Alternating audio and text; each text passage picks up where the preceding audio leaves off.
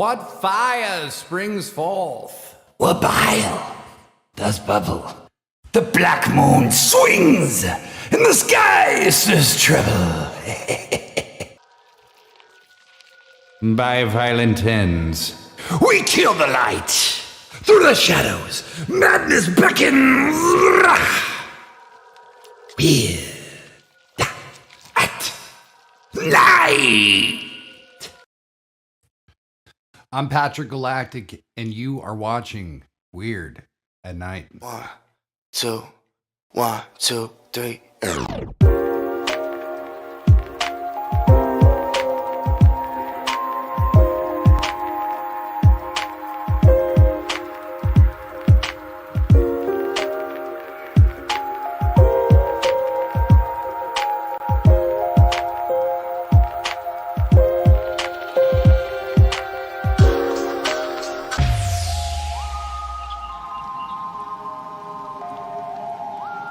Freed from the shackles of time and space, we present Weird at Night!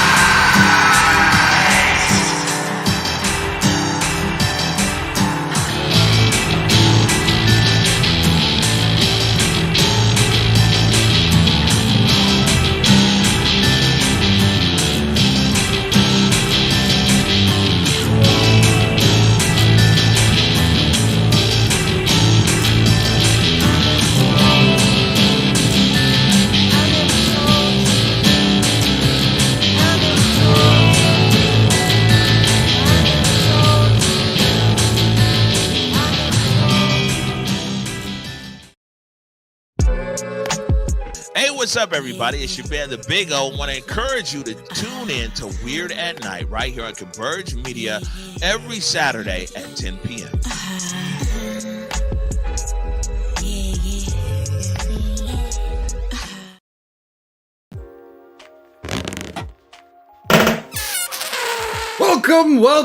Welcome yet again to the Weirdos, Weird-Arinos, Chat-Cherubs, Deadlies, Baby Birds, and Monamis. It's the 3rd anniversary of the abstract interactive shit show the world has come to have maybe heard of in some parts. The show that asks you to let go of linear sensibility and embrace the confusion. The show that is a stream, not a show. It makes me sound very old when I say that. It needs your strangeness to power it. Welcome to the one and the only Weird at Night. I'm Patrick Galactic, and I'm so happy to be here with you tonight. Seriously, super duper happy. Now, normally, I'm here to share music videos, art, historical stuff, and all that, stuff. But tonight, we are celebrating us, baby! 3 years ago on this very day, I had no idea what I was doing, but I went live for the very first time in my life and mumbled and fumbled my way through the first edition of Weird at Night, which at the time was called Weird at Night with Patrick Galactic. We will learn a bit about the history of what we do, watch some archive stuff, and most importantly, we're going to watch the epic finale of the cupidity of convivial indolence. Fuck! Always something. We got so much to do. I got so many questions to ask you. So many things, everything, all the time. But we can't do it until we resurrect the corpse cosmos. And to do that, we must regale the faintest glimmer of light. We must sing the night its bedtime song. We must serenade the stars with a song of the cosmos. Throw your gizmo emotes in the chat so I know you're singing along. And let's pray to God this works, huh?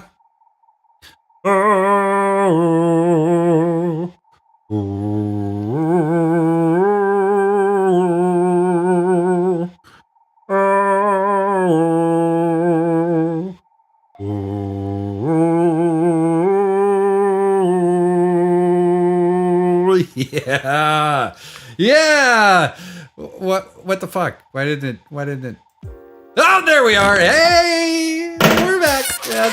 That's right. Thank the great Gandolfini in the sky. We're back. Thank you, my chat rubes. And when I say the great Gandolfini in the sky, I'm talking about my personal Lord and Savior, and that would be James Gandolfini, who I imagine is somewhere in a spiritual New Jersey in a Santa Claus costume. That's right, James Gandolfini, the great Gandolfini. Now that we're up and running again, we surrender to the confusion and let the absurdity elucidate our unconscious. I need you to turn rationality off and turn what the fuck to 11. This cosmic calamity ain't an accident, cowpoke. It's an extravaganza of galactic proportion. Weird at Night is a weekly art voyage through the stars. We love music. We love surreal comedy. Weird at Night is like a smoky patchwork quilt with Twilight Zone, 90s public access TV, Pee-wee's Playhouse, and Reading Rainbow all stitched in. We're astonishingly wholesome for people who say fuck as often as we do here. More importantly than all that, though, we're a show-munity. The chat is 100% where it's at. Something you'll be seeing tonight was definitely made by somebody hanging out in the chat like myself, Blazing Space, whatever. So, as always, we give thanks to Dante, the ruler of hell and beyond, because you're chatting amongst royalty, okay? If you love what you see or hear tonight, say so. You might make someone's very weird night even better, like mine. But don't fear the darkness, darling. We've got balloons.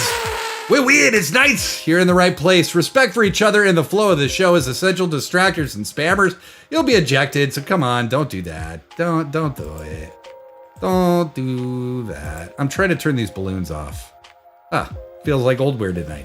Give us a follow, and at some point in the night, I'm going to sing you a little tune and put your name in the pretty lights on the screen.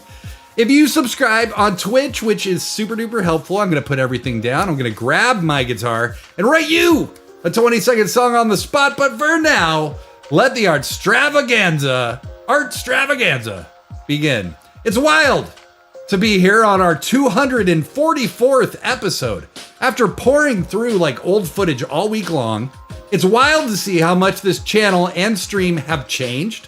The chat has changed, how we've learned what to do and what not to do, and how I've changed as a person, how the world has changed. We were in the very early days of COVID when this started, and I just wanted to find a way to stay engaged with my friends. We originally aired at 2 a.m. literally because only the hardest of the hardcores would watch, and I actually didn't really want too many people to watch at first because I was really overwhelmed, and I knew I would suck. I really did. And I did. I really did suck. I remember after I killed the stream the first time, I thought, that was terrible and extremely exciting. We started doing 2 streams a week, and we still are 3 years later. Seriously, from the bottom of my cold, black, galactic heart. Thank you. Weird at Night has been kind of an abstract therapy for me in a way. The characters I've created or had a hand in creating are all little reflections, little ids of me. And giving those ids an outward expression has really done some incredible work for me personally. We live in a world that is increasingly literal, a world that leaves very little room for abstract expression. This stream is kind of a strike against that. It's fun to be confused. It's fun to just stare at something for the purpose of staring at it. I wanted to create something that invited the audience to decide what it means. Matty O'Shea, thank you very much. Nice to have you in the chat, friendo. So yes, I want you to decide what it means. Even if I pontificate and do the same thing, I'm deciding what it means with all of you. We're having a conversation together, and we've done it. We've shared hundreds of musicians, visual artists, filmmakers, drag artists, and so much more in 3 years. And we have a lot more to share, and we will. We absolutely will. But I'm so proud of myself, honestly. Not only myself, though, the people with us live or watching on replay. I'm also proud of the incredible group of people who dove in to lend a hand, lend ideas, or said something so ridiculous it ended up becoming a bit. Most of them are in the chat tonight. Dartone III, Alex F and V, Naomi Baomi Faomi, Better Kitty Meow, and I talk about Weird at Night all the time. Freddie Dalmastar, I have stories about Dartone that I'm going to tell a little later in this show. But that is literally somebody who was so funny in our Discord that we had to get Dartone involved. And he has literally become like the mascot of Weird at Night. I couldn't be prouder of all of you as well.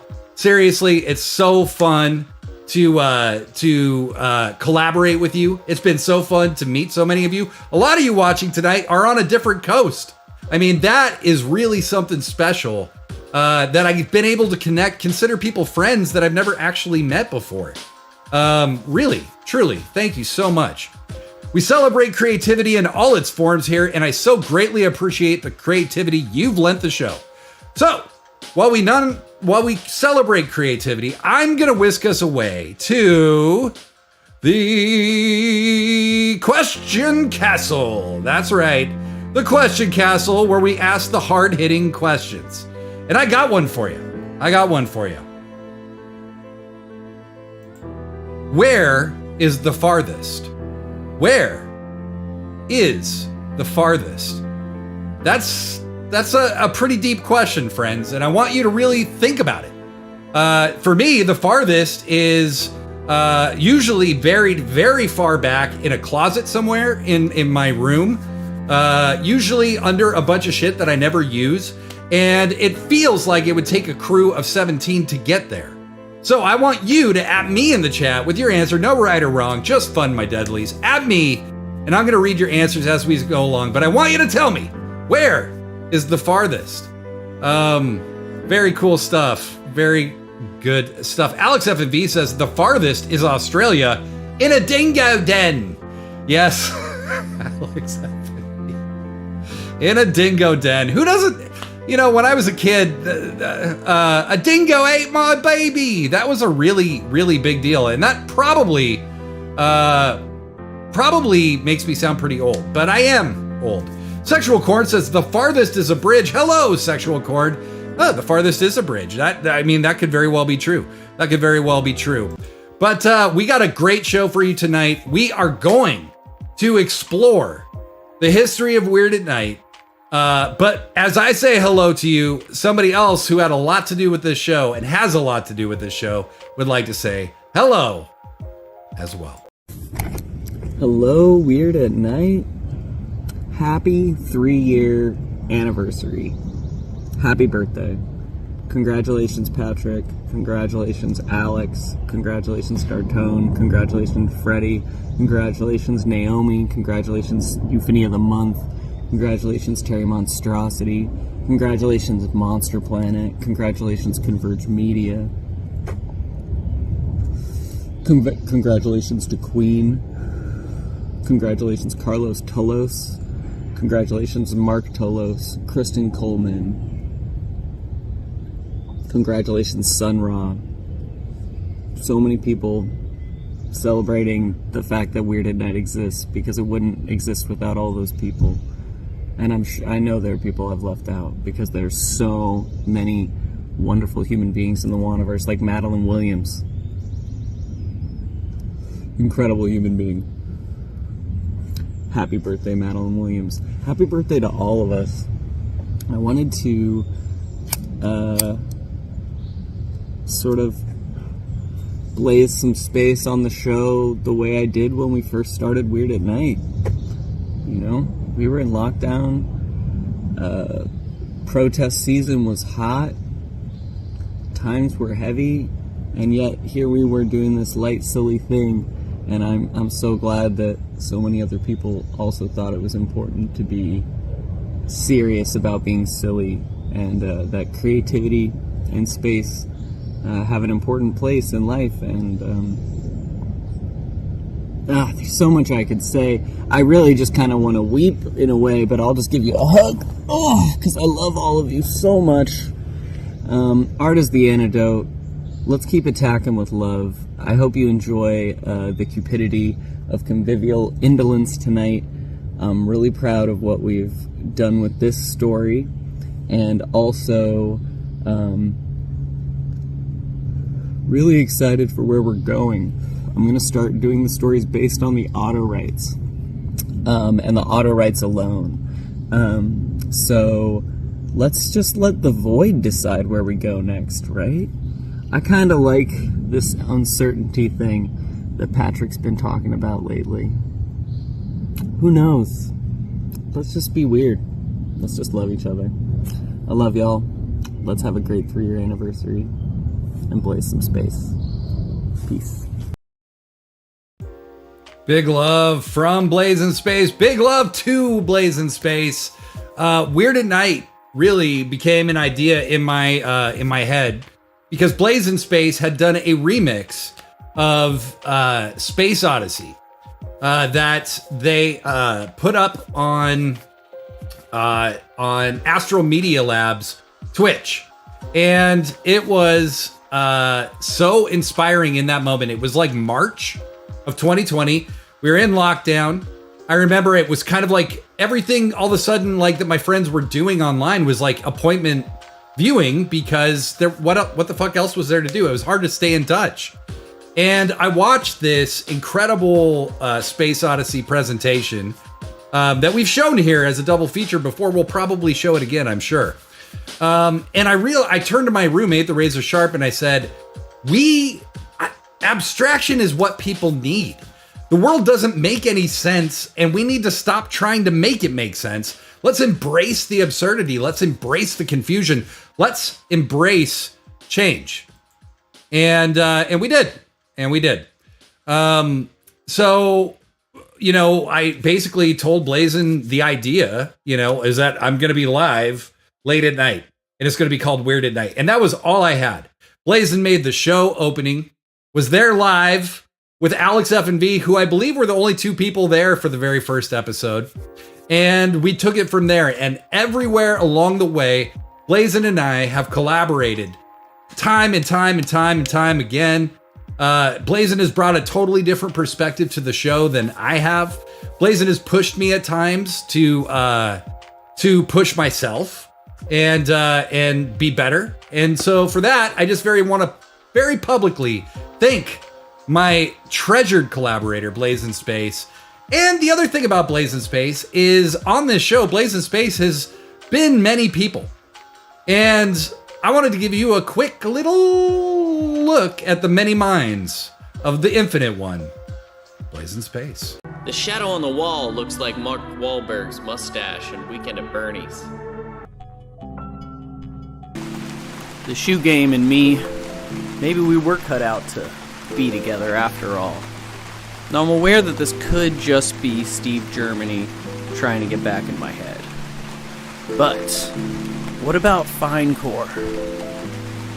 You know, that was really shitty time not being able to say love. The shoe case, it's just like, who's dropping these shoes off on my mailbox? And like, not only that, they're kind of dope shoes. I mean, I think I'm kind of killing this interview. Oh shit. Oh shit, not again. Not again! Not again! The jacket. This is great. We're gonna get all of these. No, put them in the bag. We got enough money. No, seriously, bag them all up. You were looking at those shoes too, Steve, right? Yeah. Honey, that entire row of shoes. Yeah, we'll take all of them.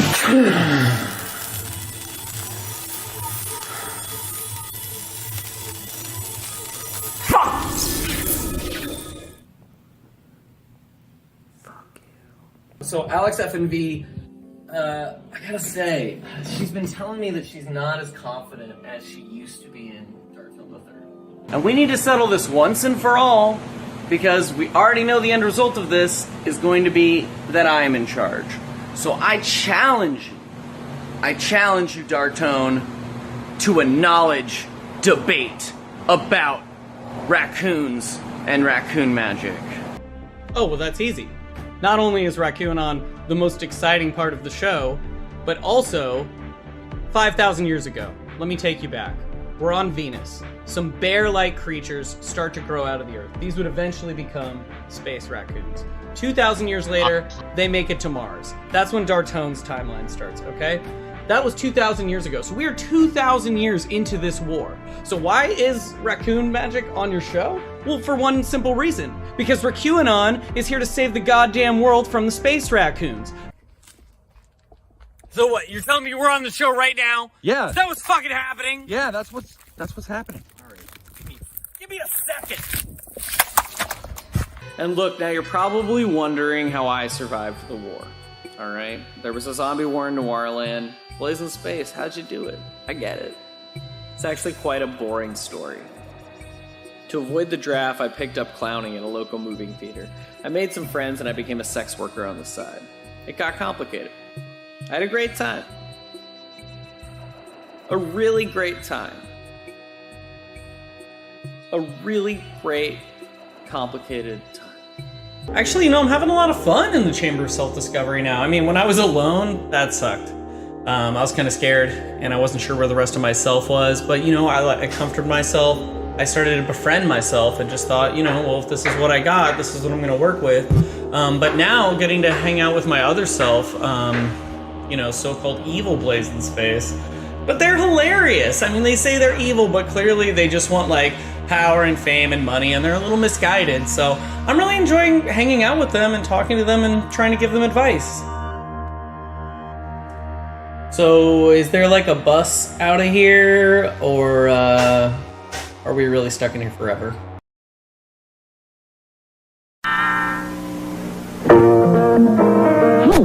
what are we doing out of the bottle?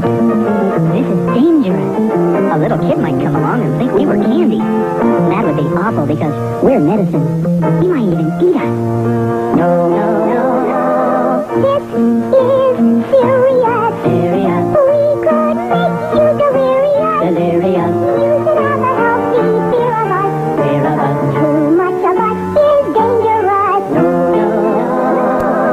Doctors tell the pharmacy. Pharmacy. Types of pills that you will need. You will need. And he knows the harm that we can be. We can be. If we're not taken carefully. Oh, we're not candy believers. Even though we look so fine and dandy.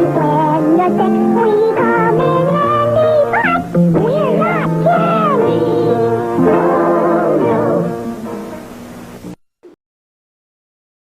This is something more than ritual. Clearing out the path from what disaster that we switching through. Bowing to the masters, but we savage when it's me and you. Blasphemous and dastardly, we clashing like the 80s grew. Now I'm not here to be political, I'm here to be bipartisan and start with them, we call it group. Consciousness and customs got us fucked up, now we been it through. Institution-based, chemical-laced in the finished food. It's all out front and it's subliminal. We limited by skills that ain't appealing to the center view. Represented by who can't recognize what is critical. You drop that lies to livestock to simple you. I'm not here to be political, but cynical. Sentencing seem to never see the criminal. Rendered these feelings and therefore we couldn't get into his truth be told. Y'all full if we can turn it loose.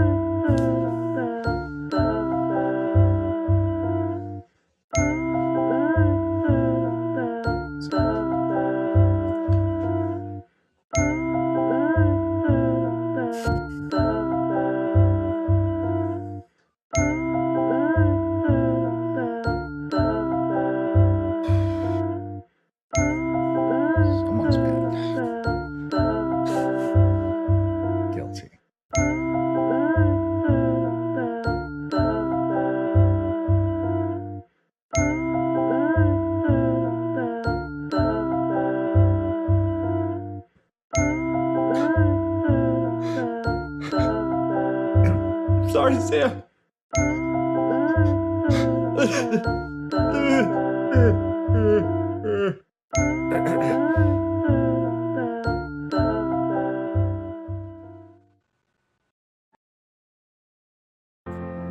Well, big stuff. Blazing Space obviously has multitudes and has shown us the depths of personality and the layers to personality throughout our time here at Weird at Night, throughout their time here at Weird at Night.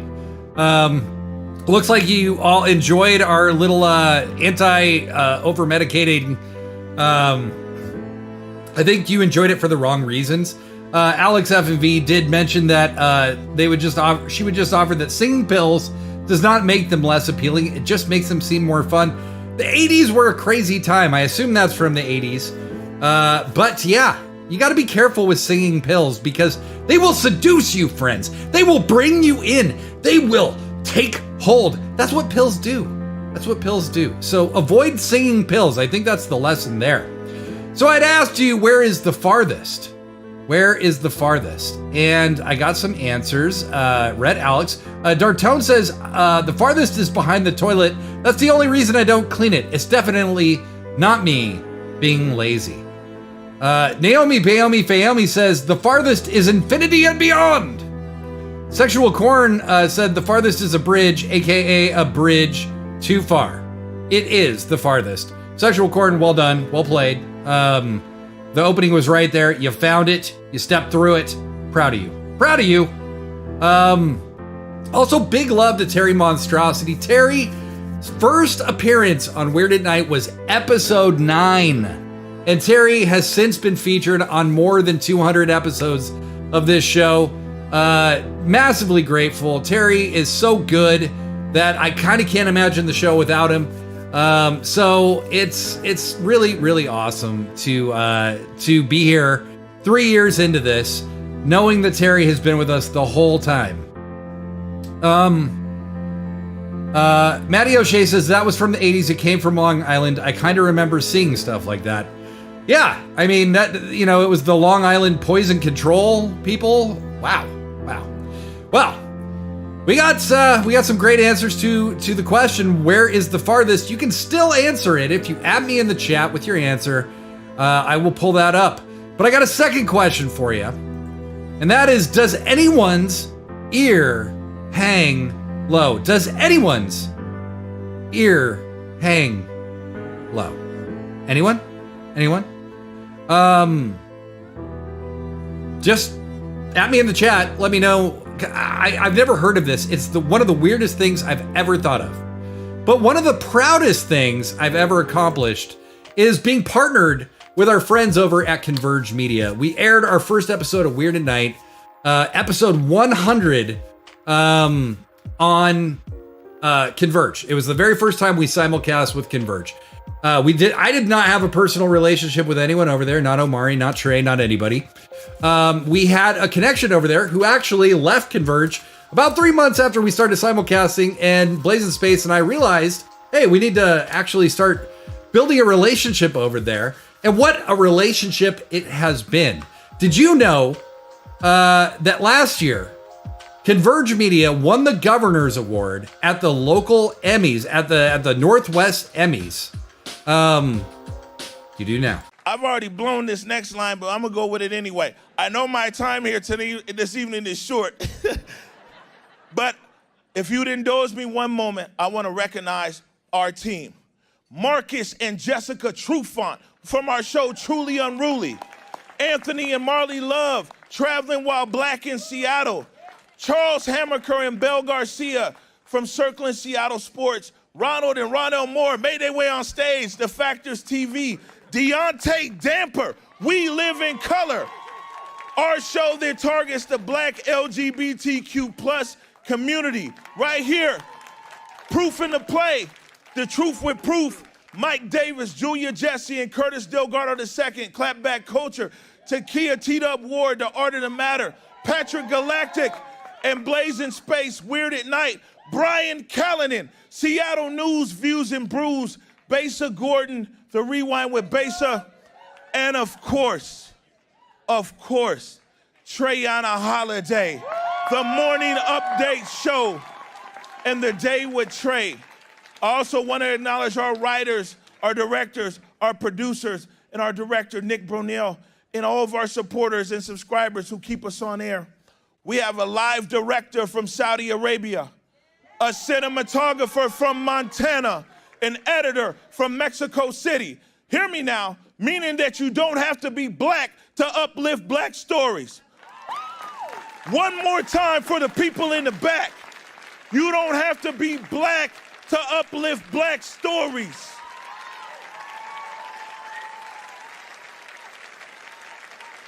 And I'm gonna tell you, you don't have to share skin tone or lived experience. You only have to share purpose. That was such an amazing moment that came at a really crazy time for me personally, getting called out by name on stage at the Northwest Emmys. Incredible. And the people at Converge treated us like we were part of the crew the whole way. We don't film in their studios. But Omari has become a friend and somebody that I really, really consider a friend. Somebody who's given me some great advice. Treyana Holiday has become a friend. Deontay Damper, Besa Gordon, people that I have really connected with over there. I am so grateful that I've been able to make those connections. And the first time that I ever met Trey Holiday was a ton of fun, and it went a little something like this. Hey Trey, it's so good to be here. Could I do something real quick? Of course you can. I'm gonna do a little. It's so good to be here. We've collaborated in a lot of ways, but we've never actually met. And now here we are. I'm in the studio. You know what? I gotta say, me and Omari talked about you guys all the time, and it's so funny because he's like, "Oh no, it's definitely gonna get weird." So we're just excited that you guys are here today, and me, you guys are doing something that is so artistic. It is one of the most eclectic shows I've ever seen, and it really takes me back to like Mystery Science Theater 3000. Like, you guys have all of these influences that I'm like, oh, that reminds me of my childhood. Tell us about what Weird at Night is for those who haven't seen it. Yeah, well, Weird at Night, it started during the pandemic.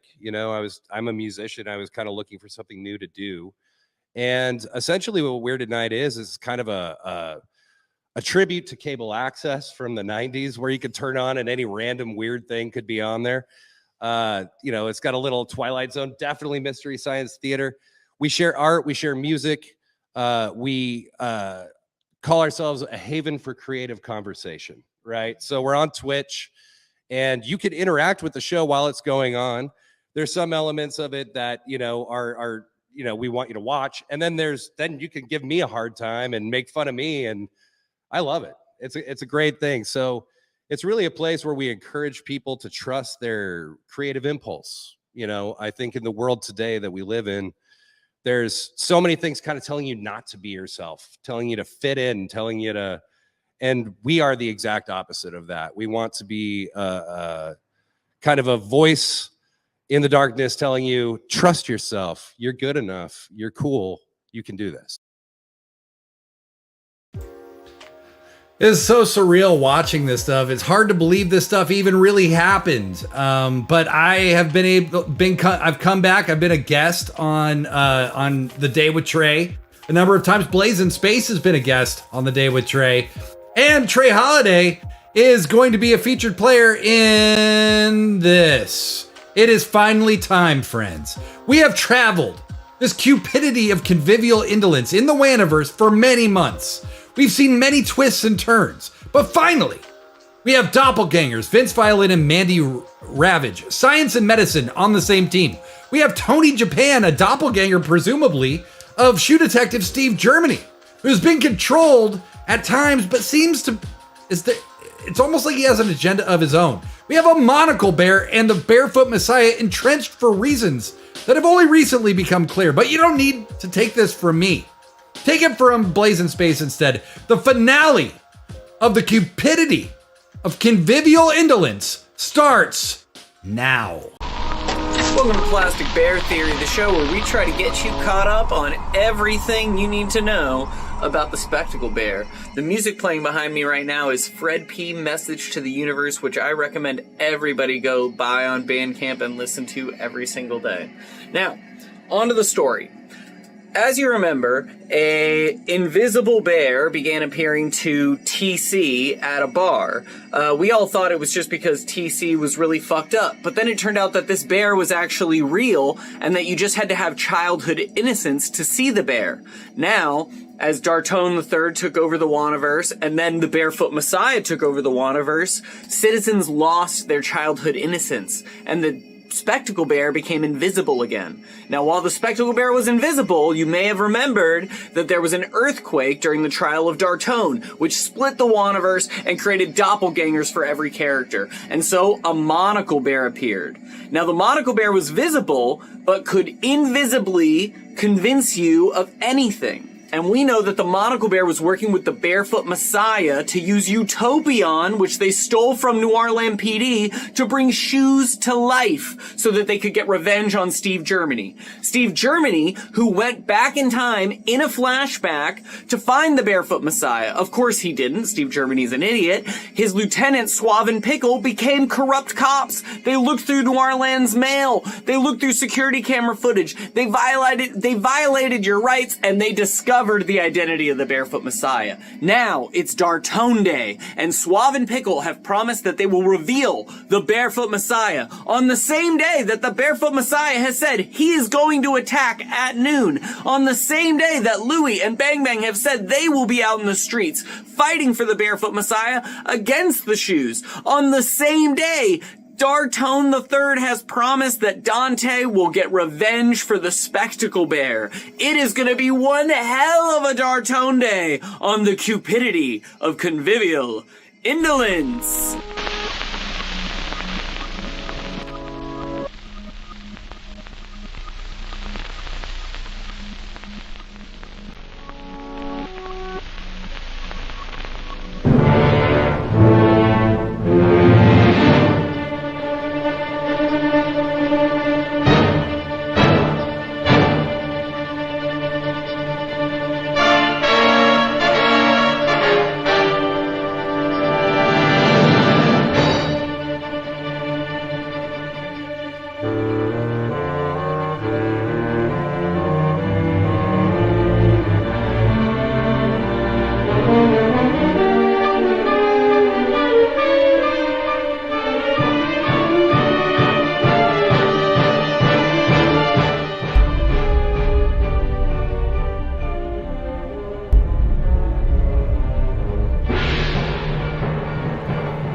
Before Socrates and Platos, there was Hercules. He was a great character of faith. Well, I'll tell you, I'm a great character of feet, and where we step our footprints to find our destiny.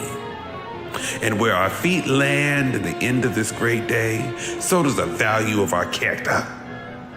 Monstrosity Bear, assemble the shoes and create more. We attack at noon. And two more over there. We need to make sure the entire city is secure. The only people in the street today will be the two of us, the suspect that we will arrest as the Barefoot Messiah, and the media, who are here to celebrate us on this grand day. Unless you talk badly about us, then we'll arrest you. Happy Dartone Day! Martial law is in effect, and at any moment now we expect Suave and Pickle to reveal the identity of the Barefoot Messiah. Lottery tickets throughout New Orleans have been cast, the bets are in, and the banks are ready to be emptied. Today we finally discover the answer to this season's greatest riddle. Who is the Barefoot Messiah? The New Orleans PD would like me to remind our citizens to be peaceful and to stay inside your homes. Peaceful my ass! I'm gonna eat me some shoe leather today.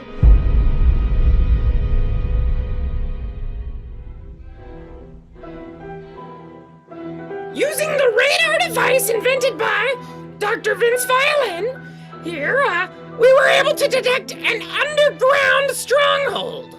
This stronghold happens to be at the same location that Mandy Ravage heard terrible British accents during their reconnaissance flights. Mandy, you have put yourself at great risk for this, and for that, we thank you. Your super hearing has given us the intel we needed to confirm our target location. And considering the fact that Suave and Pickle spilled the beans last week about Utopion, we can safely assume the stolen machine is hidden inside that underground stronghold. I'll fly us over the correct location! I'll use an electromagnetic pulse to kill their communication. And I'll launch a smear campaign on social media to distract New Orleans citizens from our movements. That's a good idea, Trey. What gossip are you going to use? The breakup of the century. Sam Circle once out on the pink cloud. I can hear the gasps for miles. Oh my God! Is that true? What do you think? The plan is set. We engage at noon. Once inside, I'll deactivate Utopia. I wonder what they're doing with my machine. It could be very dangerous in the wrong hands.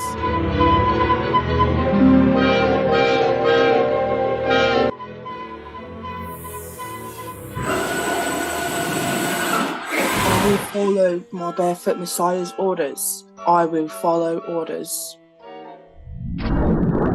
What's that? Hello, Monocle Bear. Nothing suspicious to see here. Yes, Monocle Bear. The army of shoes will be ready for our attack at noon. That was a close one. You never know when a devil, a spectacle bear, and a douchebag are going to save your ass by returning your magic sunglasses. It's nice to be myself again. I will follow my Barefoot Messiah's orders. I will follow orders. Let's change the programming. You can honestly make your own decisions. You're more than just your clothes, more than just your shoes. You're a person, and you have a soul. You're unique, and honestly, that's enough. I am unique, and that's enough. The moment has arrived! Suave and Pickle are about to reveal the identity of the Barefoot Messiah. Yeah! The betting pools are crazy! Someone put $8 million on Steve Germany solving the case. What an idiot! That person is about to lose a lot of money. It's not just about the money, McBrad. Yes, it is. No, it isn't. Yes, it is. Will you shut up if I give you $5? Yes. As usual, the police have decided to show up late to their press conference. So we are going to bring in an expert to talk about Dartonde 2023. Acclaimed psychologist and author of You Are a Person, You Have a Soul, Dr. Besa Gordon. Hi, Dr. Gordon. Hello, McGruff and McBrad. Look, thank you for having me. Dartonde is big in the psychiatric community. It honestly gives us a chance to look at the most disgusting parts of ourselves, that Dardon the third within all of us. It honestly is a moment to look at that arrogant self in the eyes and say, you know what? You and I are really not so different, and if I want you to change, then we need to do it together. Kind of like our doppelgangers? Is McBrad the disgusting and arrogant part of me? Quiet, you petty puppy. This is New Orleans' most decorated psychologist. All of this is going over your head. That's not what she's talking about at all, is it? Actually, that's exactly what I'm saying, McBrad. Although I don't think either of you are arrogant or ugly. You're both you, and that's enough. Now to your audience watching at home, I specialize in narcissists. Some of my high-quality clients are about to graduate my program, and I have spots opening up. So, if there is anyone out there in Norland struggling with overpowering others with your inflated sense of self, please record your auditions and send them to my assistant.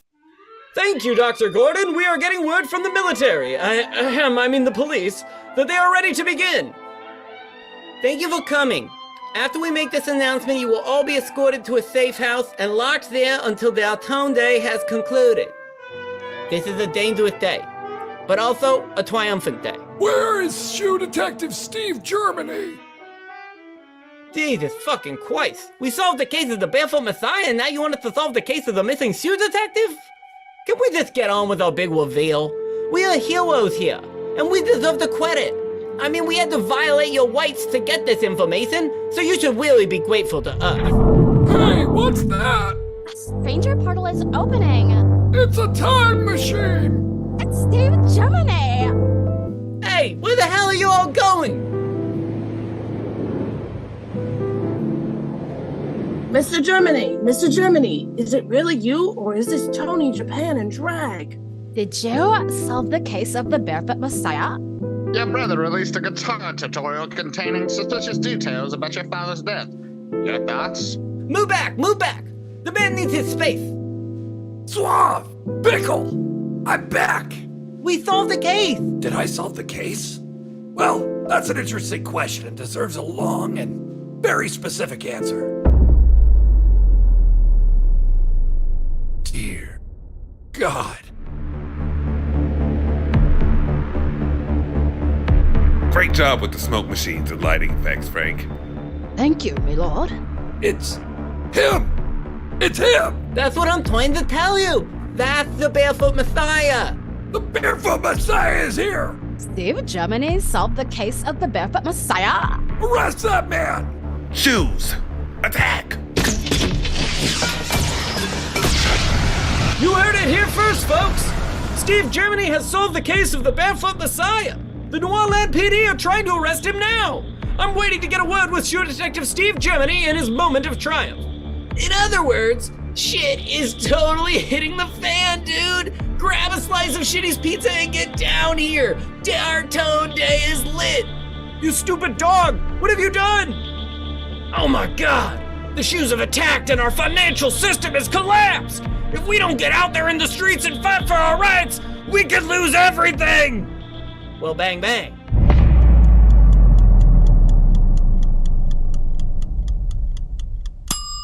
It's ready. Okay, Dartone, is this gonna give me an erection that lasts for 6 hours, or what? What am I drinking? How does this help the spectacle bear? I like to know what's in the drugs I take. You know what I mean? Don't worry, Dante. It's organic and there are no after effects. I just made a magical potion using ingredients from all the realms of hell, okay? This isn't your grandma's Viagra. This doesn't give you a boner. You are the boner. You know what I mean? Oh, I see. The spectacle bear just explained it to me. You're speaking in metaphors. Yeah, totally. Metaphorically. And you may, like, I don't know, see red in your uncontrollable rage and destroy your enemies. You know what I mean? I do. Oh, God. It tastes awful. Well, actually, it's not that bad. If you like almond milk, you know what I mean? I do.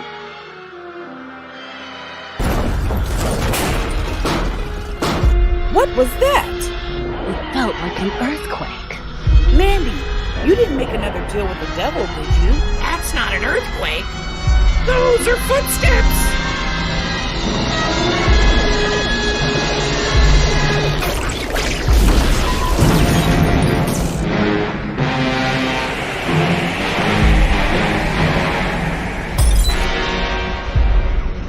Okay, Dante, you're doing great.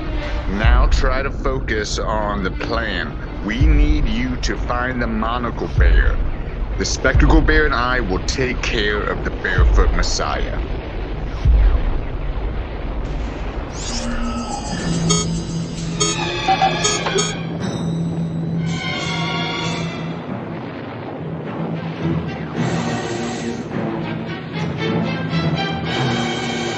There he is. Pass it to me.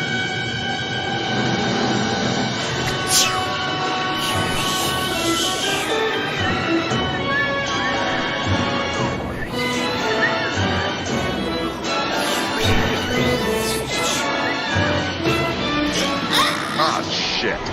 God damn it, Frank. This is the big moment. And you're gonna just die on me? Is it true what they say?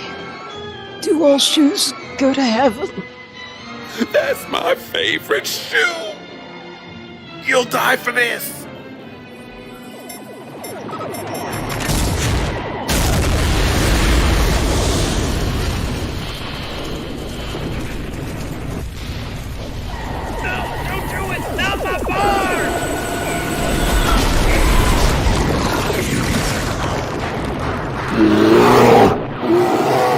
Retreat! Retreat! Retreat! Back to the mansion! Run for your souls! Aha! He tail-fight him! Let's get him! That son of a bitch! Out of my way!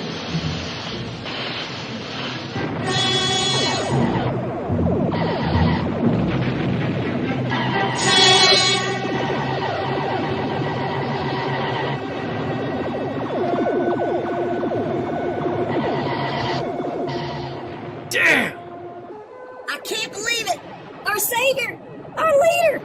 He pushed us into danger, and then he left us. He left us. We're on our own now, Louie. We may be on our own, but we ain't alone. Bang, bang. We're going to charge you two with every crime associated with this insurrection. Yeah, you're going away for a long time. I say we run. Bang, bang. Hey, stop! Stop there! You're the west! Oh shit, oh shit, oh shit, oh shit, oh shit, oh shit. Oh, thank me. It's Tony Japan. Steve Germany's chasing after me. You gotta get between us and protect me. Protect me. Oh shit. Oh shit. Oh shit. Oh shit. Oh, thank me. Oh wait, it's Tony Japan. Hello, Steve. We're finally gonna answer the question that everyone in the Waniverse keeps asking. Who the fuck is Tony Japan? Shoes, now. Do it, now. Wait, what the fuck? Wait. What's happening? What are the you fuck? doing to me? What's Your happening? disgusting shoelaces What are you off. doing to me? Get your disgusting laces off of me. I have a soul. I have a soul. I have a soul. I have a soul. I have a soul. I have a soul. Oh, God damn it. Put me down this instant. I don't care about your souls. What would you do with a soul anyway? I only have 2 souls. I can't take them off until I discover who killed my father. I can't wear a soul until I find out who killed my parents. I mean, the machine is called Utopion. It should solve whatever unresolved issues they have. The machine is called Utopion, but it's a working title. We are here to save the day. Leaping lizards, it's Steve Germany. Hopscotch biscuits. It's the Goblin Bird. Their name is Mandy Ravage, and they're not a goblin. They are a scientist. He's that doctor from those infectious Utopion arts. Leaping lizards. The shoes are talking. But how? What's the medical explanation for how this is possible? What's the scientific explanation? Don't knock yourself out trying to explain everything, Doctor. I believe Steve Germany's doppelganger may have an answer for you. What happened here, Tony Japan? Where is Steve Germany? And where is the Barefoot Messiah? The Barefoot Messiah was using Utopion to bring Shoes to life. I'm really not sure how it works. This bloke is just being modest. Tony Japan freed us with the words of Dr. Basic Gordon. I have a soul. I am a person. Like I said, I'm not really sure how it works. Steve Germany and the Barefoot Messiah are gone. They ran away. So, you're telling me Steve Germany and the Barefoot Messiah ran away together? We can trust him. I can tell when someone is lying, and Tony Japan is telling the truth. So, Mandy, how does your machine work? What turned you into... What changed you? Like, if someone accidentally threw 2 people into the machine, and perhaps these 2 people are mortal enemies, what happens? Does science have an answer? Science would say, I'm not sure. Dr. Basa Gordon has taught me to listen to my soul. And somewhere in my soul, I know everything will work out all right. But what do you think, Doctor? What happens to us if we lose one of our doppelgangers? Does medicine have an answer? No. I think it's poetry and magic. Me too. It's something too big to have a name. And yet, you did name it. Perhaps your machine does make Utopia's mandolin. Perhaps every change the machine has created is for a more perfect reality, and we just don't have the capacity or the perspective to understand perfection. No lie, Treyana. That was perfectly said. If there's one thing I've learned in my short life as an anthropomorphized shoe, it's that utopia, perfection, Truth? These are just words. The ideas that they speak about are bigger than their letters can contain, and sometimes even contradict themselves. If we want to be perfect, then we need to learn to see ourselves as perfect. If we want the truth, then we need to tell ourselves the truth. And if we want utopia, we have to work on it. It's an ongoing project, mates. Which explains why Utopian was always a working title. Precisely! So everything's gonna work out in the end? I'm gonna be alright? From where I stand, Tony, I see a shoe detective Shadow who has found all of the lost shoes. It's time to be yourself, Tony. It's time to lead the lost shoes that you found. Where will we go, Tony? What's going to happen to us? Shoes, you're going to Trash Island. Oh, that's a real letdown. That's a bit of a bummer. To attend Dr. Basa Gordon's self-help conference with me and stay at the Sixth Sense Hotel. These souls are made for walking. Oi, oi, oi! I'm surprised you aren't staying at Hotel Dangerous. It's much safer. Trey, I know you are the queen of fibs, but why do you have to lie? It's who I am. That's true. Hey, look who it is. Triana, it's so good to see you. It feels like there have been multiple natural disasters in the Wandaverse since we last saw each other. You know what I mean? I do.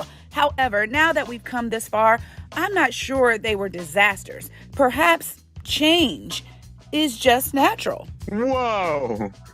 You must be the Spectacle Bear. I thought I may never see, well, never mind what I thought before. Here you are. Oh, I see him too! Wow! A bear with spectacles! Amazing! What do you have there? Is that for me? We found this letter for Tony Japan waiting at the Barefoot Monocle before Dante destroyed the Monocle Bear and we burned the bar down. It's from Dr. Gordon. What does it say? Dear Mr. Japan, although I appreciate the hard work, I think you misunderstood what I meant when I asked you to keep a journal. I did not mean record yourself on hundreds of cassette tapes and then send them to my office. I thought you were going to write in a notebook, like a diary or something. But look, despite the narcissistic audiobook you created, I am glad you have overcome your feelings of insecurity about your shoe detective clone. My parting advice to you is to take medication for the talking shoes you are seeing. And please refrain from attending any of my events in person or staying at the same hotel. I've learned quite enough about you, so I can diagnose you as cured. Well, it sounds like y'all are staying at Hotel Dangerous after all. Field trip! Field trip! Dude, these talking shoes are a trip. You know what I mean? Dude, this is trippy as fuck. Hey, Mandy, long time no see. How's the revenge and global warming business? I have made peace, and the climate is at perfect room temperature. If our calculations are correct, I think we saved the Wandaverse? I know we did. We did save it, didn't we? We all did it! The case of the Barefoot Messiah is solved. The conflict that was created by Mandy's deal with Dante is resolved. You all finally listened to me. You saw yourselves as a part of the solution and you unlocked the true secret of the doppelgangers. There is no them. There is only us. Oi, mate. I see you have a camera with you. Can you take a great picture of us? Sure. Let's all be in it. Come on, everyone, together. Okay, everybody say Happy Dartone Day. Mate, what the fuck is that? That ain't even Dartone. Fuck that. Fuck that. Nope. Fuck that. Shut the fuck up, Dartone. I'm just kidding. Everyone say Spectacle Bear. Spectacle Bear!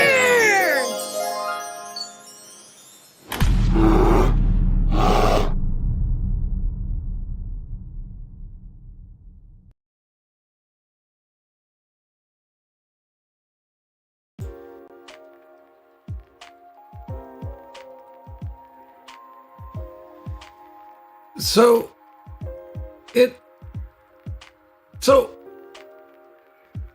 Tony Japan had the shoes realize that they had value and shouldn't be commodified as soldiers to the Barefoot Messiah, but then instructed them to push Steve Germany and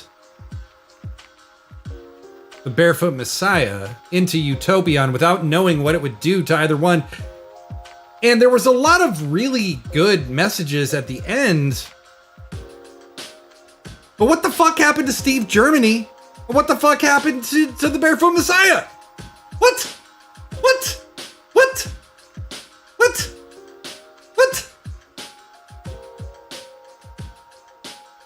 Oh well. Tony Japan is obviously a bit sinister, but trying to be better. And I think, you know, the main message of that video is there isn't, you know, a neat answer for these things. You know, at the very end, you know, the scientist and the doctor were calling things poetic magic, for Christ's sake, for Jiminy Christmas. Wow. Well. Blazing Space says it best. Don't fuck with invisible bears. I agree, friends. I agree. So, eventually, I'm sure we'll find out what happened to Steve Germany and the Barefoot Messiah. But, don't fuck with invisible bears if you want to keep your bar. Well said, Blazing Space. So, if you run a bar, the main message of this story is don't fuck with invisible bears. That's the kind of hard-hitting life lessons you can expect here on Weirded Night. Sexual Corn had to retire. See you later, Sexual Corn. Thanks for being with us tonight. Woo! We have still some real fun ahead of us, friends. Some real genuine fun. And I'm giving everybody a chance to go take a pee or drink an unhealthy amount of caffeine at this time of night. I know, you know, that's something I used to do quite a lot. But when we come back, we're going to go back to the question castle. I'm going to read people's answers. Blazing Space added for Terry Monstrosity that Terry has shared over 200 unique rap verses on Weirded Night. That is insane. And that's aside from the 5 albums he's released in the last 4 years. Terry is one of those people who is an endless font of creativity.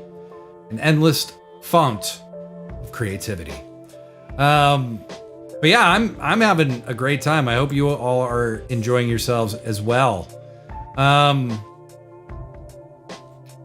Let me just check on this real quick.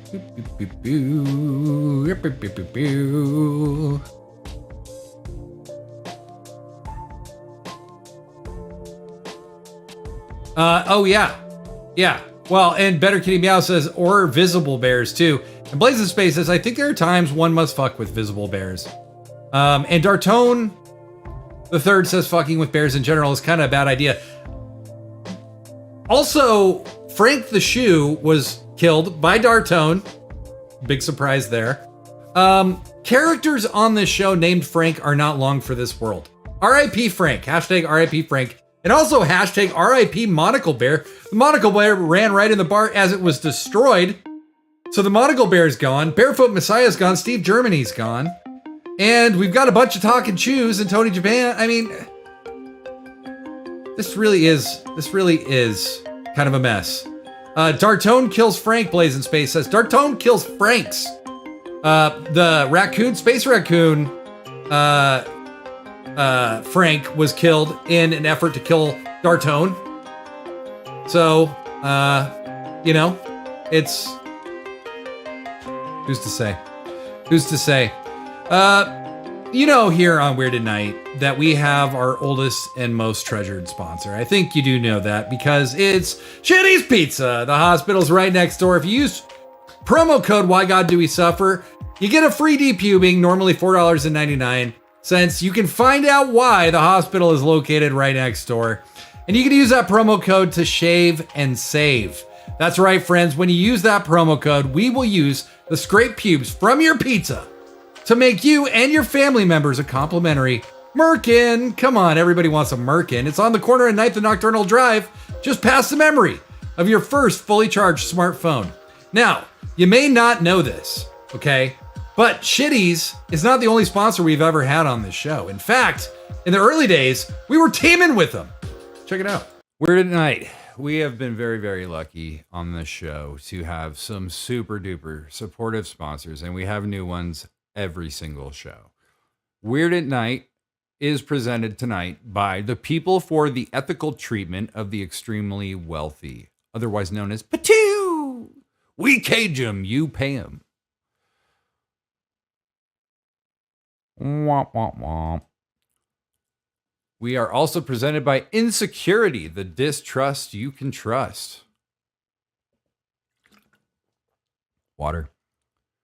The Status Quo. We've designed your life. Now shut the fuck up and live it. My life is a movie that will never end. Patient acceptance of mediocrity is freedom. Concerned citizens for the destabilization of society ask, did you remember to do that thing? You know, the thing that you woke up and you said you had to do today. Did you? And our oldest and most treasured sponsor. You know it by now. Shitty's Pizza. Shitty's Pizza. The hospital is next door. And it's a classic. You use this promo code, Why God Do We Suffer? You get a free depubing. Depubing, people. Normally $4.99. They scrape it right before they bring it to your table. Limit 1 per customer. It's on the corner of 9th and Nocturnal Drive, just past the memory of your first fully charged smartphone. And that's those are our sponsors. We thank them for making Weird at Night possible.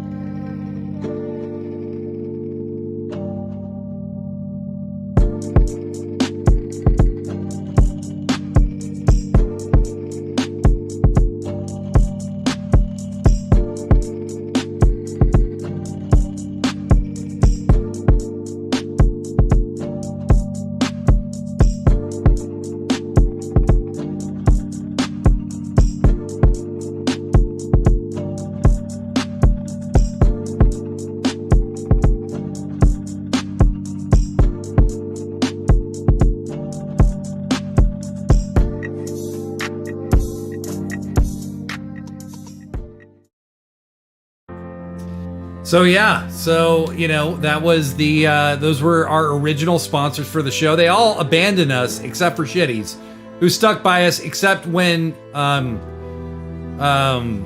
smoothie place paid us more, and then we kicked Shitty's to the curb, and then we begged them for their sponsorship back when I finally took a stand against the injustice they were causing. Weird at Night is very principled, okay?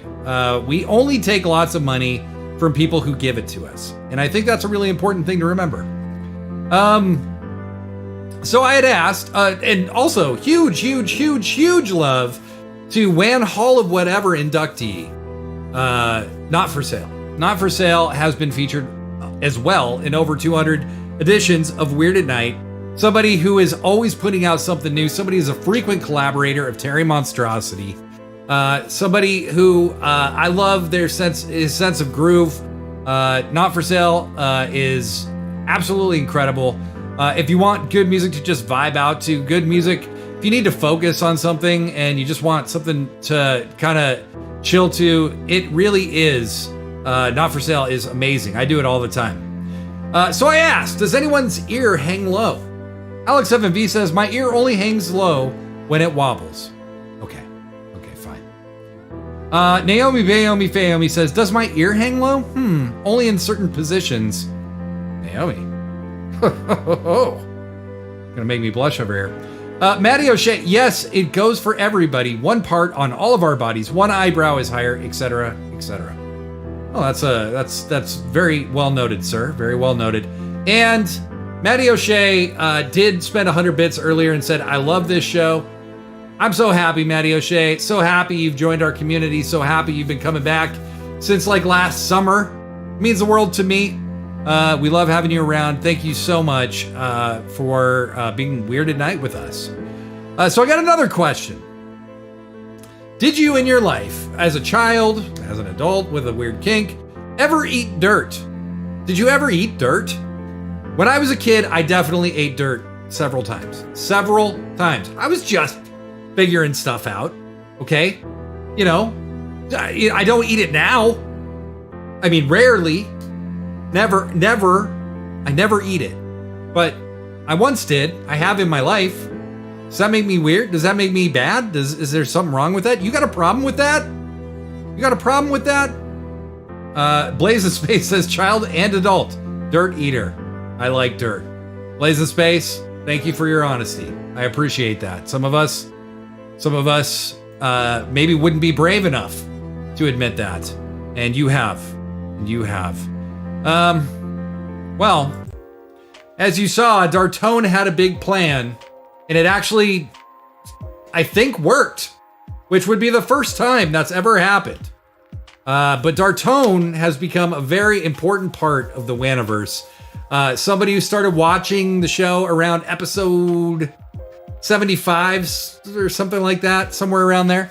And first started contributing on as a writer and sent in these very cool things that I would narrate and we collaborated. It was really cool. And Dartone was always in the voice chat after the show and we would talk a lot and he was really hilarious. He had tons of great ideas. And so I thought he had to be a part of Weird at Night. And Blaze in Space was all about it because Blaze in Space and Dartone, if you don't know, have known each other since they were kids on the East Coast. And they don't even live in the same state anymore. But still very good friends. And so, Blaze in Space vouched for him. I thought, here he is, this hilarious guy. Let's get him involved. And boy, what a mistake that was. And this was the first time we ever tried to collaborate on anything.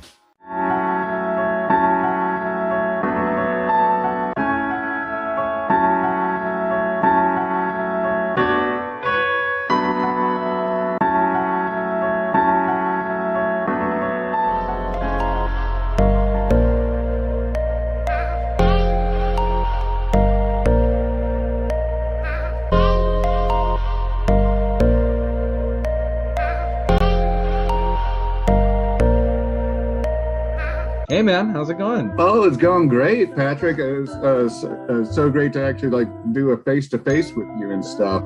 Thanks so much for having me on the show. Of course, no, I love what you're doing, man. It's inspiring and a pleasure to be on the show and stuff. But enough of sucking each other's dicks and stuff. Yeah, I mean, come on, we could blow each other all day, right? And I mean, that would be so much fun. But I think what we should do, some icebreakers. Let's get to know each other a little bit. Yeah, let's just jump right into it. Let's do favorite food. Okay, favorite food. All right, 1, 2, 3. Mayonnaise. Yeah. Yeah. Yes. See, yeah. People underestimate mayonnaise as a food group. As it's like it's its own group. It's like dairy, and cancer, and a lot of things all at once. All right, next one. Favorite sport. 1, 2, 3. Soccer. Yeah. Oh yeah! It's not all the time that you are allowed to take a piss in a public stadium. All right. I got one. Favorite animal. 1, 2, 3. Raccoon.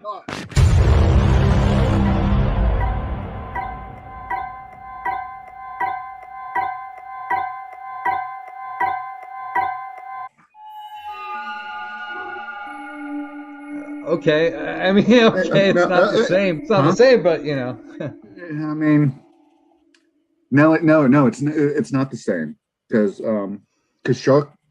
sharks help.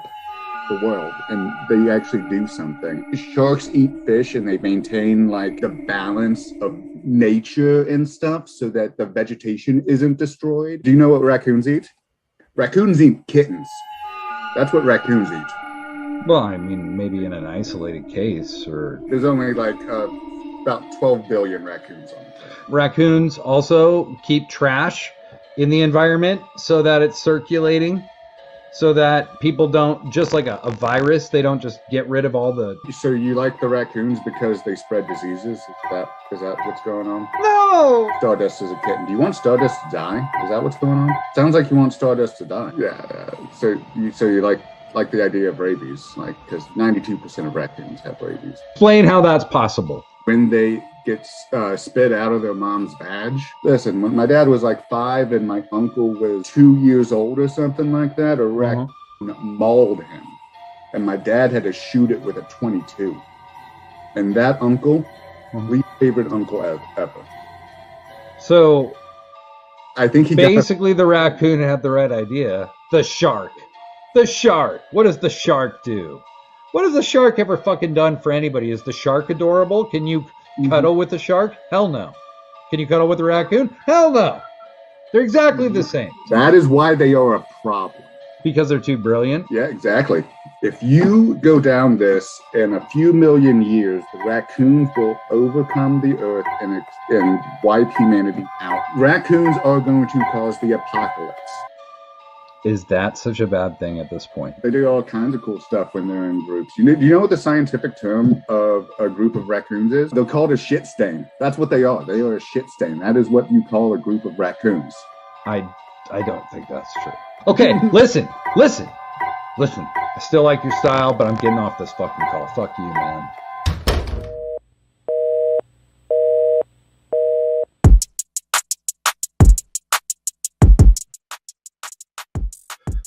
All right, so we can pause at any time. No big deal. All right. Yeah. Hey, man, how's it going? Oh, it's going great, Patrick. People underestimate mayonnaise as a food group. It's like it's its own group. It's like dairy and cancer and a lot of things all at once. You know. And it also makes your shits super runny, which is my diet. I think that's very important. It does, man. And at least they're soft. I think that's important. I think that's important. That does. The softer poops do help with my hemorrhoids. So it does. It does. And when I have a sharp like javelin in my ass, mayonnaise just helps make sure that at least that's not a problem too.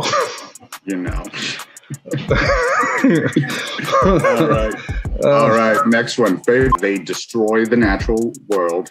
92% of them have rabies. 92%. That seems a little high. It's true. It's true. They do. They get it from their mom's vagina when they come out. Yeah. I'm going to say shark because that's a terrifying animal that dislike. Yeah, well, and I have a beach going on behind me. It's even kind of cute for that reason. It's like, eat Patrick. Yeah. All right, cool. All right.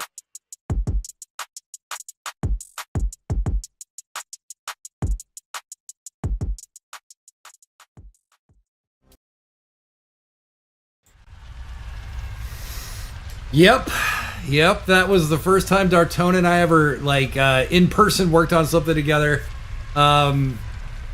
It's funny because Dartone, I give him a hard time on this show, but literally is such a funny person and such an entertaining person that he basically became the main character in the WANiverse, basically became the main character of a lot of our stories, and was the person who saved the day at the end of the cupidity of convivial indolence. And Dartone, though I may loathe him on this show, this one time, I will admit, is a great guy and a good friend and somebody that I have loved working with and hope to work with for a very long time to come.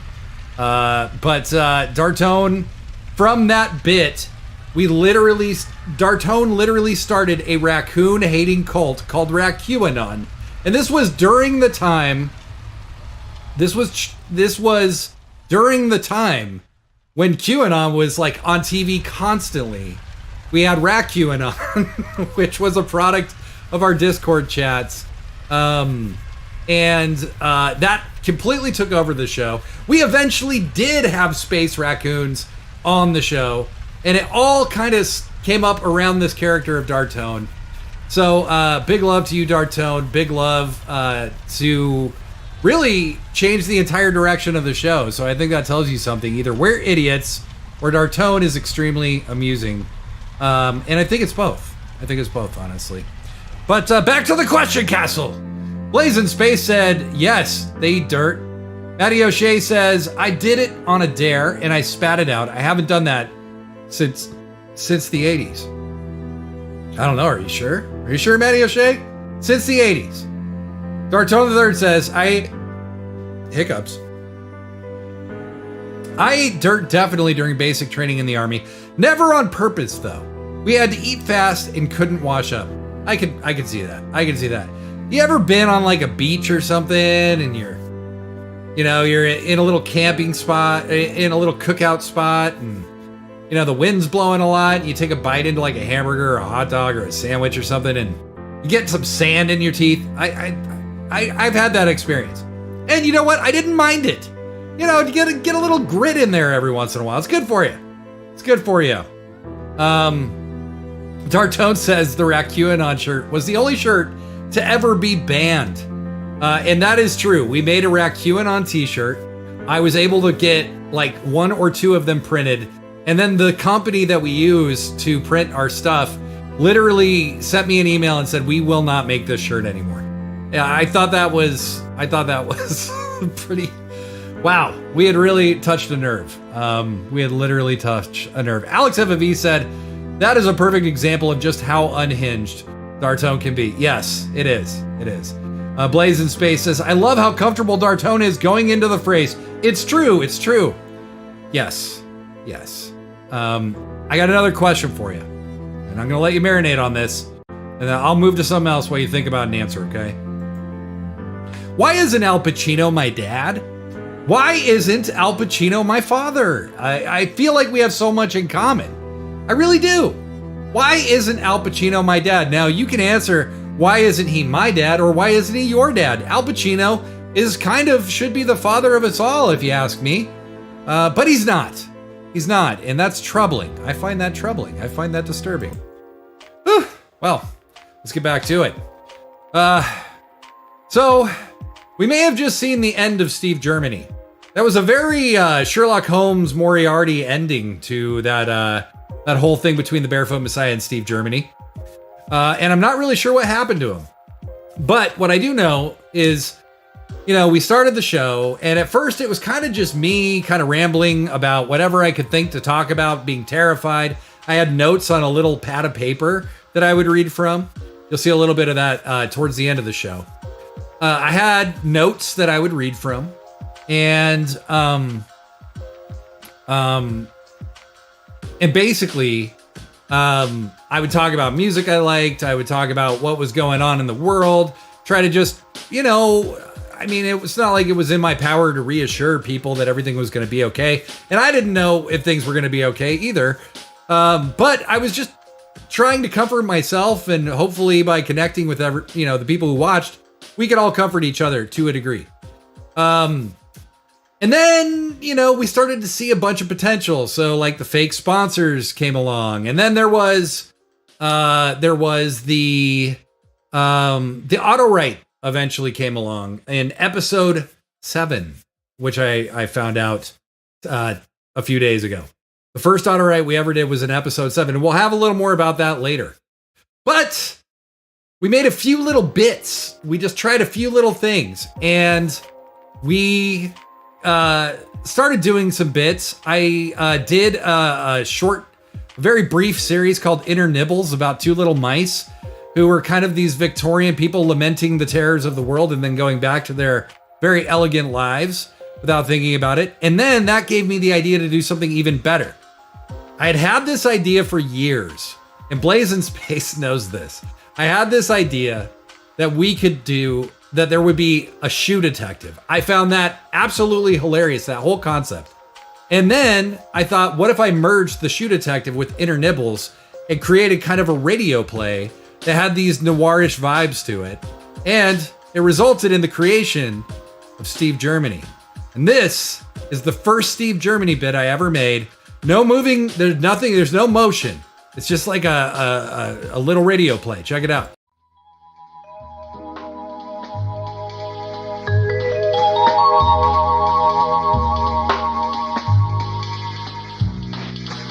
I'm Private Shoe Detective Steve Germany. I've got more than a dozen days on the job and I've seen a lot. Nikes, Adidas, New Balance, even goddamn British Knights. Every shoe has a story. This is one of them.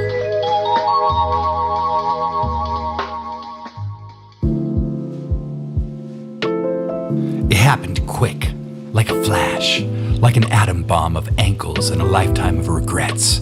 She was there, staring through the glass doors, because I needed a lot of alone time. She had been knocking for a solid 3 minutes by the time I pulled my suspenders on and answered the door. I was playing Animal Crossing. It was awesome. My island is so lit. Oh, okay. She walked in, lit a cigarette, which set off the smoke detector and sprinkler. It was more than annoying. 45 minutes later, they let us back in the building. She looked distraught. I thought it might have been because her makeup was smeared from the sprinklers. Then I saw it. A shoeless foot. She was a runner. One of those wants to live healthily for as long as possible types with a vegan purse. Great. I knew I had my hands full. I asked her what kind of shoe she had lost. LA Gear. God damn it. Not again. Not again! The memories of the case I couldn't crack came flooding back. I was right back there again. The untied LA Gear high tops dangling from the phone lines. Me with like a really long stick, not being able to reach them. No. Never again. In an instant, I shot up from my chair. I'll find your shoe, lady, I probably said. Where do you remember last seeing it, I asked. She couldn't remember. Was it at your house? I inquired. Yes, she said. We drove separately to the scene. She seemed a bit distressed at my aroma. But when you're always on, a shower is a gift you can't always open. We arrived at the scene. She let me into her home. The floral print wallpaper said cat lady, but the rowing machine said I shouldn't mouth off. We went to her shoe closet. She showed me the rack where the shoes once lay. I asked her if she'd gone running this morning. She hadn't. That's when she noticed the missing shoe. I asked her where else in the house she looked. Nowhere, she said.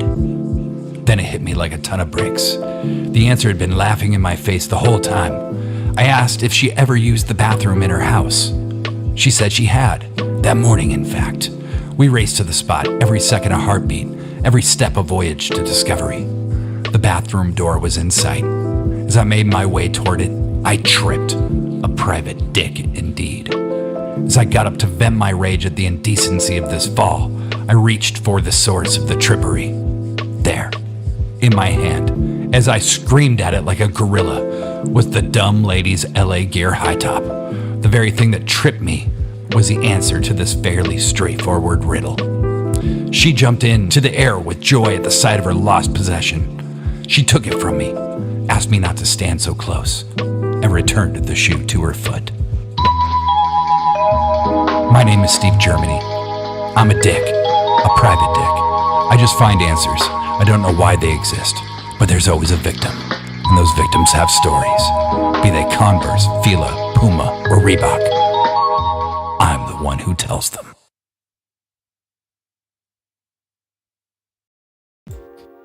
So yes, that was the very first introduction of our private shoe detective, Steve Germany. Yes, and there were many more adventures to come, but the basic prevailing logic of Steve Germany is that he kind of falls ass backwards into solving cases through no actual intelligence of his own. So I'm not sure when we'll see Steve again, if we'll see Steve again. I don't know what happened to him. But I kind of hope he's all right. I kind of hope Steve's okay. I mean, he's He's kind of an idiot and kind of an asshole, but I mean, I think he means well. Actually, you know, I'm not sure Steve always does mean well, because the Barefoot Messiah thing kind of illustrated that Steve was abusing his power to keep the Barefoot Messiah from solving any cases. So I'm not sure how I feel. But what I am sure of is that I have some answers to my questions, and I really, really hope that we'll get some clarity on this. Why isn't Al Pacino my dad? Al Pacino isn't, Alex FMV says, Al Pacino isn't my dad, because if we teamed up, I would have too much power and the world may end. Cousin, I think you might be right. That's why he's not your dad. I'm not sure why he's not my dad, other than the fact that it confirms my belief that God either doesn't exist or doesn't love me at all. Dartone III, Al Pacino isn't your dad because your mom couldn't pay for dinner after he paid for drinks. You know, just because my mom is a loose woman doesn't mean you have to make that joke. Every time, Dartone. Every time. God damn it, Dartone. Matty O'Shea.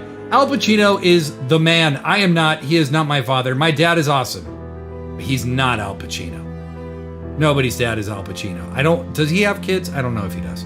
Blaze in Space. I enjoy the Pacino dad energy in The Irishman. I haven't seen that movie.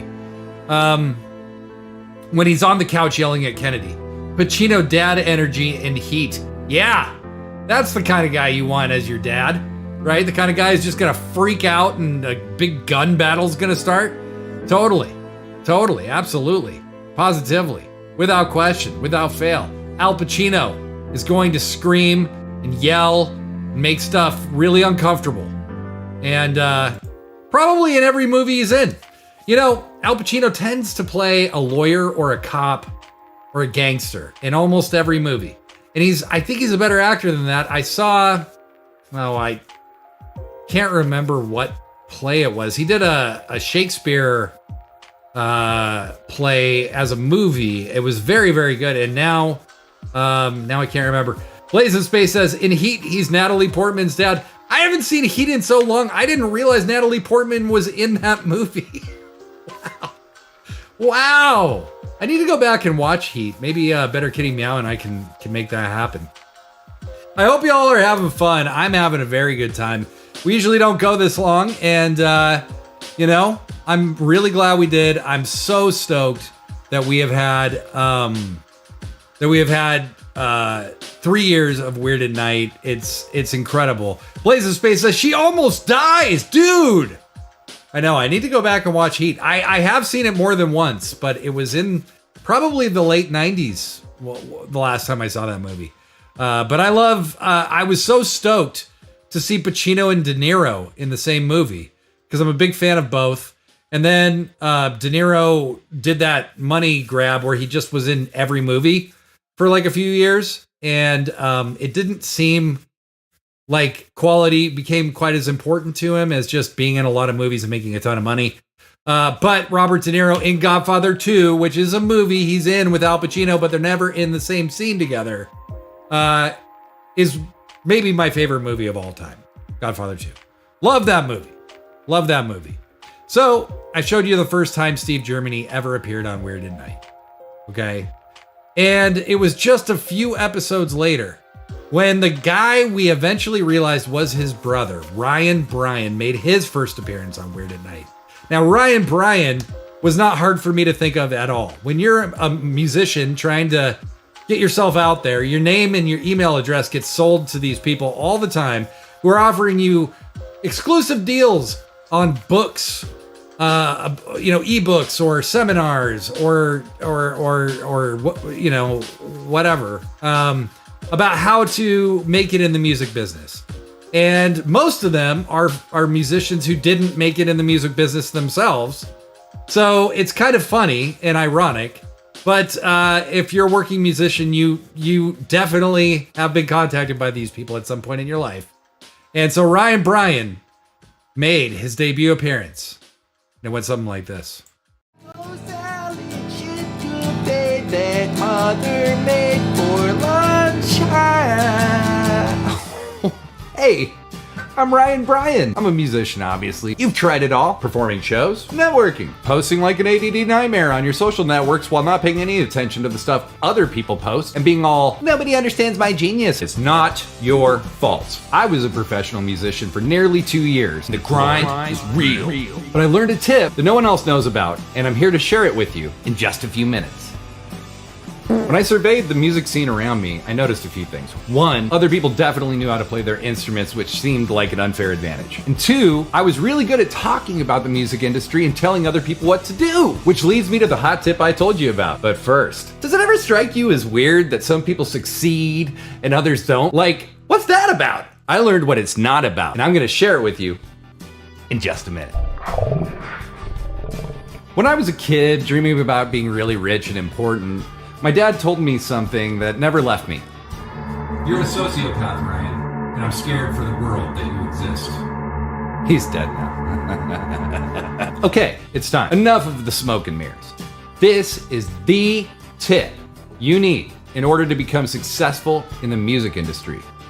Ready? Don't be a musician. Be literally anything else. You don't have to know how to play anything. You barely have to know anything about the industry. Doorman gets paid. Bartender gets paid. A&R guy at shitty record label, paid. Who needs talent when you can just forcefully interrupt people about your unproven ideas? I don't waste any more time learning scales, trying to express myself, or having a relationship with art. My new art is making sure you succeed in the music industry as something other than the thing you started off wanting to be. I'm Ryan Bryan. Lines are open right now. Looks like we're getting a call right now. This is Ryan. Oh, hey, Mom. God damn it. Yeah, yes. Okay, I'll bring the lawnmower over. Yeah. 20, we said 20. 15 is not livable. 20 for the lawn. God damn it. Fine, I love you. Fuck off.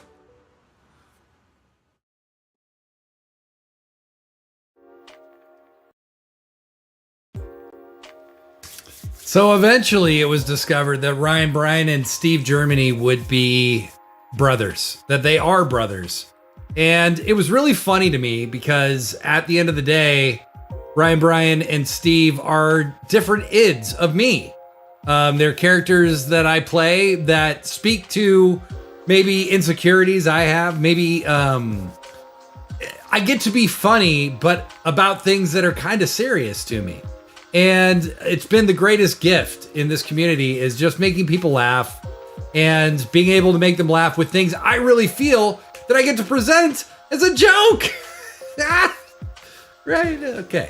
So yeah, we didn't know that they were going to be brothers. And then I don't know if it was my idea, Blazing Space. I don't know whose idea it was, but at Weird at Night, we kind of have this philosophy of like the improv philosophy. Yes, and so they're brothers. Yes, and then we would just riff and come up with more and more and more. And over the course of time, we cultivated this really cool community of creative people. Whether it was people who were actively out exhibiting their art or playing shows or whatever, or people who just really appreciate art with very creative minds. And people like Alex F&V, people like Naomi Bayomi Fayomi, people like Freddie Dalmastar discovered the show at various different points and became integral members of what we were doing. Ash Matty, the guy who runs Nana Mucho, was a huge supporter, shared the links for the show throughout the entire pandemic, and was invaluable. And we would have these big brainstorm sessions, and it's been so much fun. And you know, when I get to do a voiceover session now, and it's me and Dartone or TC Blackout, Blazing Space, Freddie, Alex, whoever, it's such a blast. We have so much fun, and we have collaborated across coasts and had such a good time doing it. So, you know, people have filtered in and out. Some people who were big parts of Weird at Night in the beginning aren't around as much anymore, but that's because people have lives. They have busy stuff to do. Matt Jenkins is a great example of somebody who made a music video out of one of my songs, 15 seconds at a time. Every episode we aired, he would make the video 15 seconds longer. I showed it on I think on Weird at Night or Find Your Weird recently. It's called Ageless. Highly recommend you go check that out on YouTube. It's on my Patrick Galactic YouTube. Go check that out. Matt Jenkins was one of those creators. And another one who is still involved with Weird at Night, but doing other things at the moment, was this incredible writer. A guy that I only knew as Twist. And at some point, Twist is one of the few people who's from another part of the country that I actually did get a chance to meet in person. Blazing Space and I both met Twist. And Twist came up with a concept called instrumental. And this is one of those pieces right here. Hello, and welcome.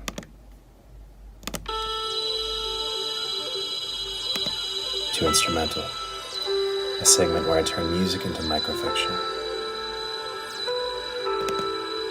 Let us begin.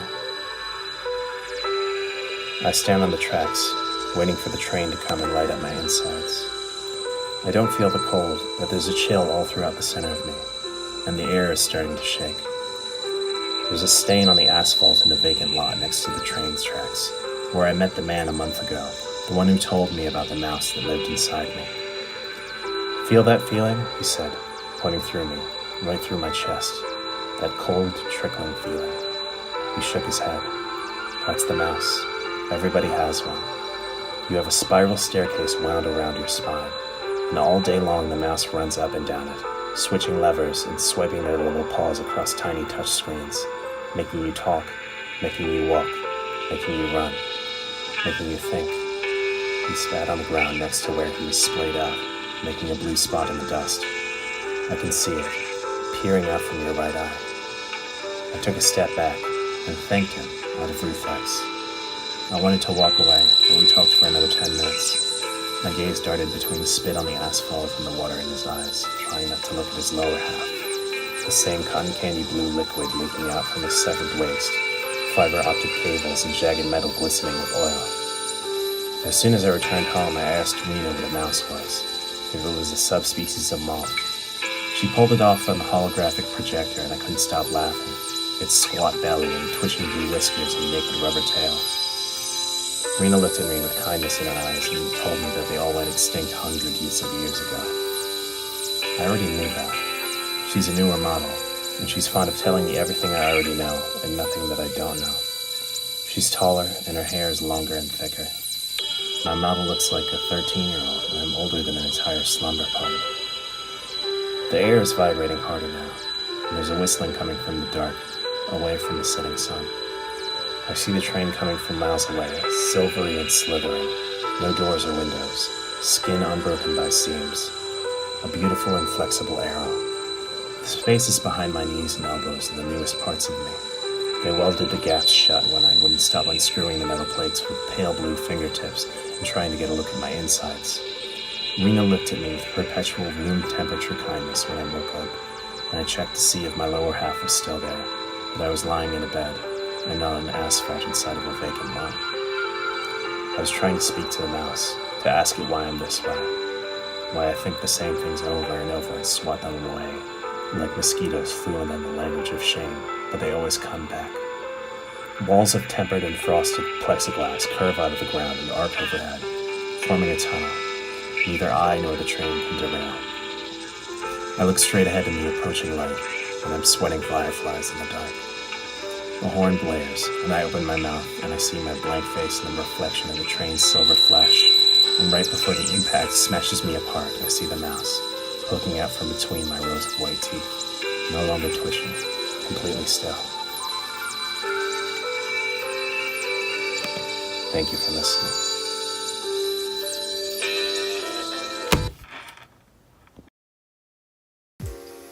That stuff still gives me chills, I gotta say. Twist, just an incredible writer. Somebody who came up with so many different, did 44 editions of instrumental for us over the course of about maybe a year and a half.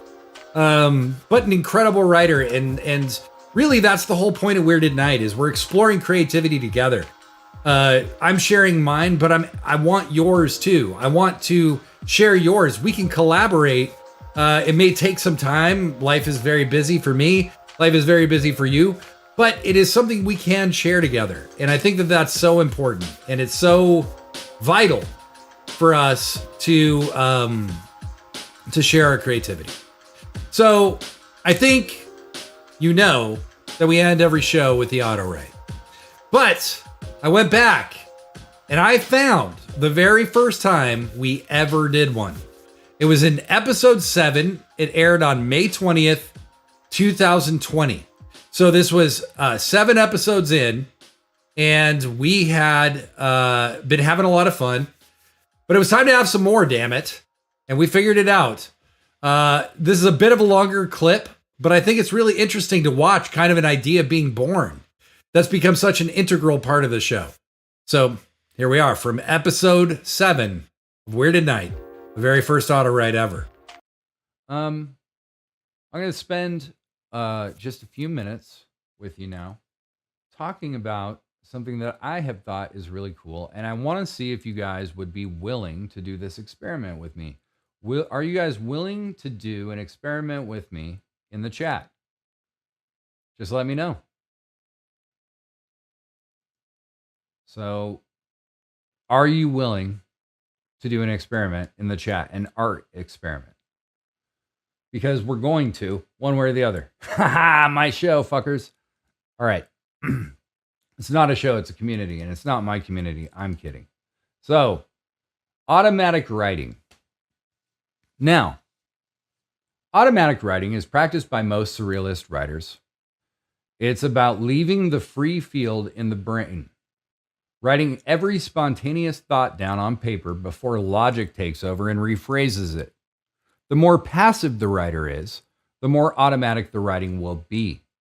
That's at least what Andre Breton, who is a founder of the modern surrealists, who experimented with this process in 1913, affirms, almost a decade before the beginnings of surrealism. So he was a founder of this. I didn't mean to say modern surrealism, but he is one of the Andre Breton. I don't know how to pronounce his last name correctly, but he was a very, very influential writer, which surrealism actually kind of started from.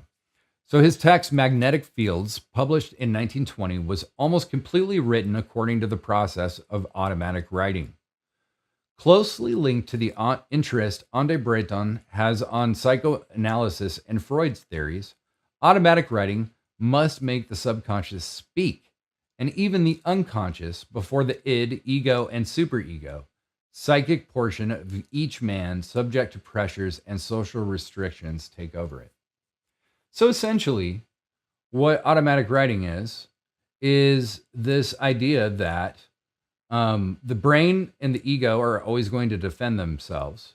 So what automatic writing is basically you have to completely clear your mind of any preconceived anything. It's to make yourself as blank as possible. So I'm going to switch gears back to here. And what I'd like to ask you guys to do with me, this was the thing I wanted to ask you to do.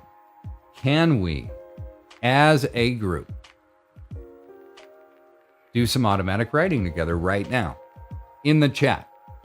What I want to do is when I say start writing, like we're going to take 10 seconds to clear our minds. Close your eyes, clear your mind. Take 10 seconds, count down from 10. And at the end of 10, start writing. And after 1 minute, we're all going to hit return and see what happens, okay?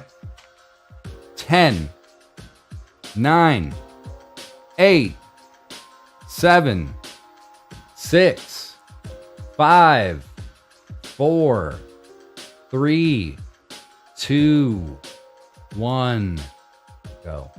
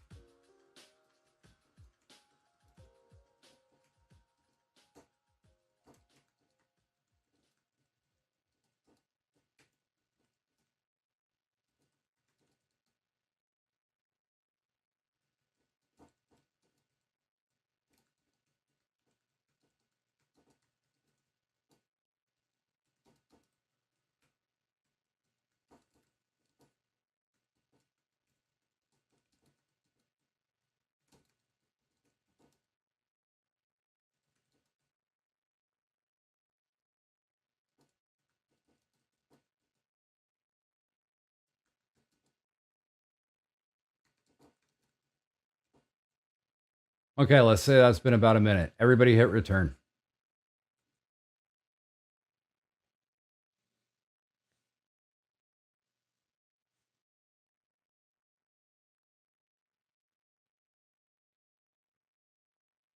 All right.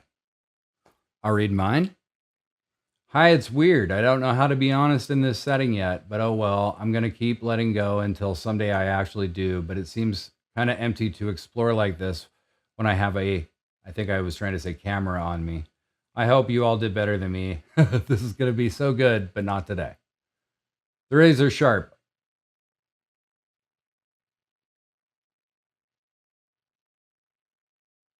Oh shit, my phone is dying. I shouldn't be writing in chat and be making sure my tune doesn't die. Oh no, spider, spider, spider, dead, crap, walking back to my corpse, walking, need to smoke, but my roommate is streaming and I don't want to make any noise.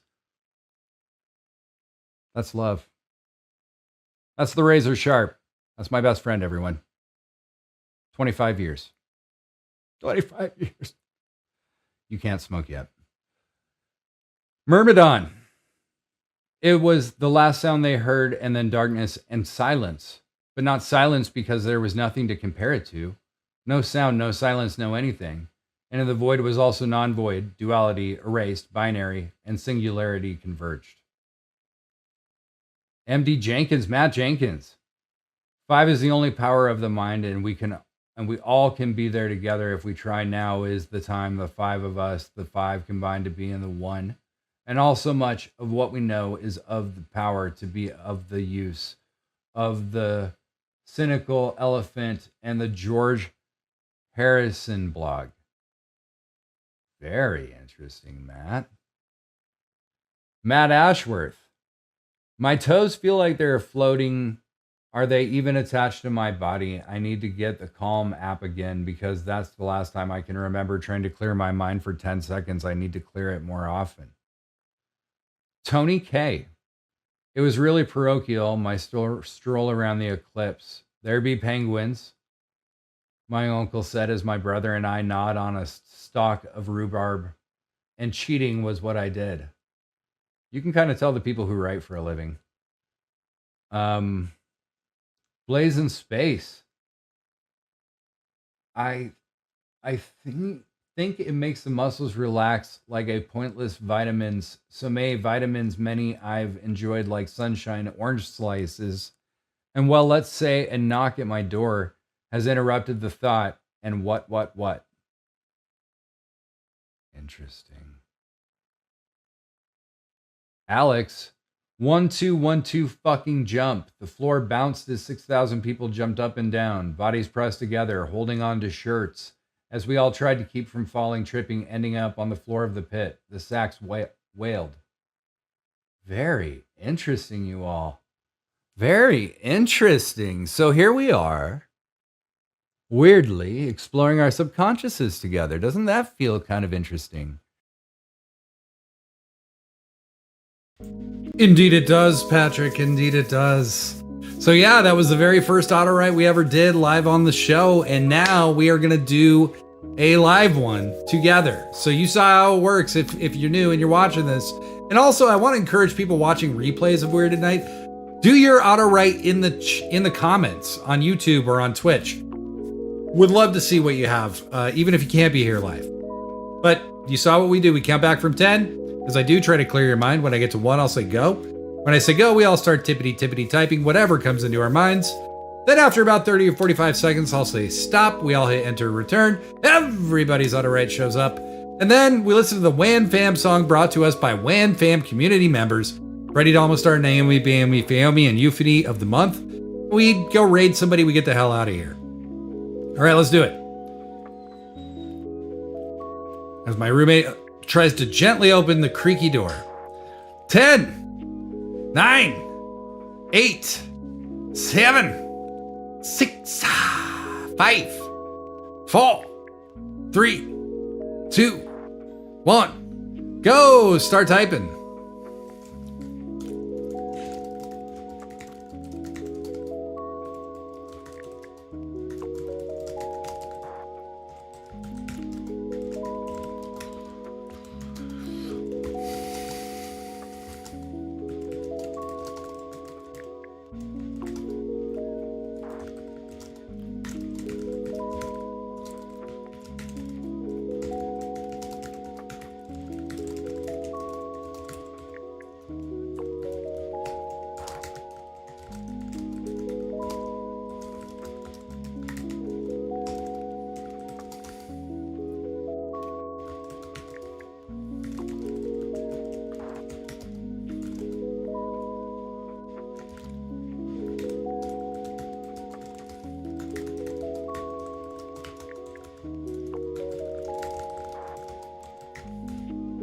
All right, go ahead and stop, hit enter, or return on your keyboard. Matty O'Shea actually did one while we were watching the video. So Matty O'Shea says, meteors are the new shooting stars. Falling stars? The stars we see, are those just burn out? Matty O'Shea, I love it. I love it. That's great. And yes, what we can see with our naked eyes is literally light from billions of years ago. So many of those stars in the current day are actually either dead or brighter or whatever. I mean, light can only travel so fast. That blows my mind still every time I think about it. I am very easily impressed by science. Here's mine. What a fun night and what a run light. I don't have spectacles anymore in my mind's eye, but a magnifying glass. It helps me see the knives that rummage through my memory. Stabby, stab, stab. It's okay though. I have a pocket with strychnine and a pocket with singing pills to keep it all at bay. Alex F&V, go on, bring me a pail of the greenest water and then dump it on your head. Feel the algae. Going all the way up to the sky and dropping down with a hemorrhoid cushion to keep you afloat is indeed the best way to travel. Why wouldn't it be? Butt burst. Very, very well done, Alex FMV. Blaze in space. Pink ears, pink eyes, pink noses like mail stamps. They are gone now, but they were in a row. And their faces look like candy dried, kind of stale, but like cookies you could eat until your stomach is upset. Upset like something on your finger.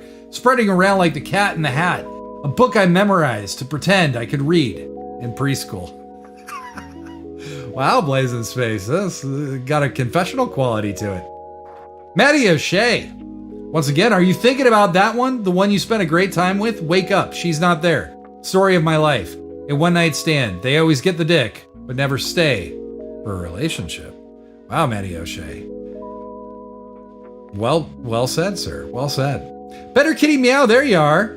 There's a moon dog in love with a rock star guinea pig and a Star Trek cat in an ambiguous relationship with a Japanese manufacturing cat and a flower dog who might find a way to fit in.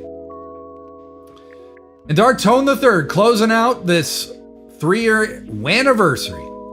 A lone night riding home after years away at work. The rain had just stopped, leaving him soaked to the bone, but he could see the stars for the first time in days. A5, least I have that. He thought, at least I have that, he thought, looking at the stump that used to be his sword arm. He wondered about his wife that he left pregnant that he barely knew. He thought his son would be 5 now, but didn't really know. Powder Tone. Sounds like some kind of warrior barbarian type out on the loose there, with a stumpy arm. Well, this has been a wild adventure tonight and for the last 3 years. My life has changed in a million ways since we started, and I feel like I've grown a ton. Here's to 3 more years. Here's to meeting cool and creative people, more collaboration, more wild ideas, and maybe some terrible ideas. I've had tons since we've been here. Here's to being us, just as we are. The show tonight wouldn't be the same without a single one of you. I appreciate it so much. Weirded Night is founded on 4 key principles. People come first, time matters more than money. Art is the antidote, attack with love, and love yourself because you're the best thing that's ever gonna happen to you. I'm Patrick Galactic. We, for 3 years, are Weirded Night. Take good care of you. Love your people every chance you get. I'm not doing Discord tonight. I am fucking tired. I bet you're tired too, especially if you're watching on a different coast. I love you all so much. Thank you so much. I'll be back for Find Your Weird this Tuesday at 10 p.m. Pacific, and right back here next Saturday for episode 245 at 10 p.m. Till then, mon amis, thank you for being weird at night. Take us away, Naomi, Freddie, Euphony.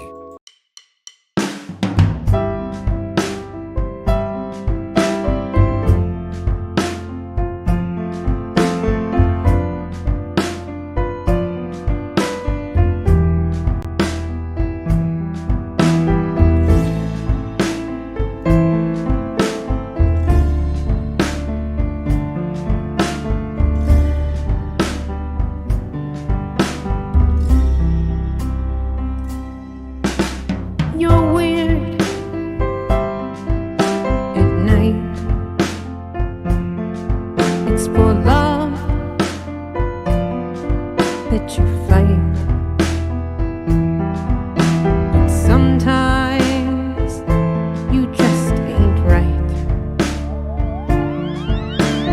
weird at night. You're weird at night. So weird at night. Thanks for being so weird at night. Night after night.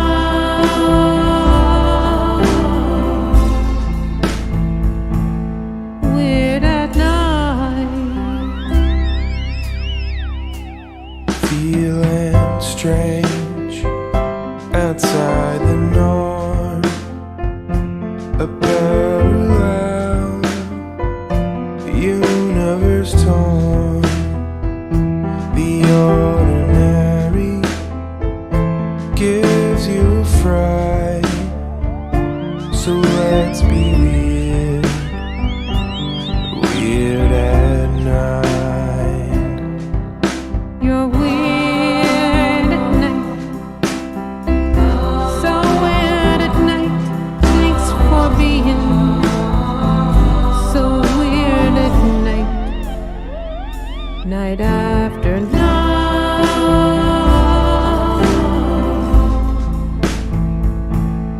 Weird at night. Kinda lost, odd and alone. But fuck, look how you've grown. It's kismet, you give love, you give light. Just being weird at night. You're weird at night. So weird at night. Thanks for being so weird at night. Night after night.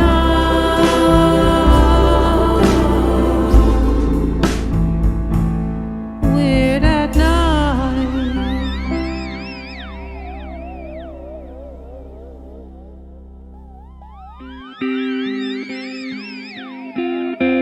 As above, so below. As below, so above. Wherever you go, there you are. Wherever you go, there you are. Wherever you go, there you are.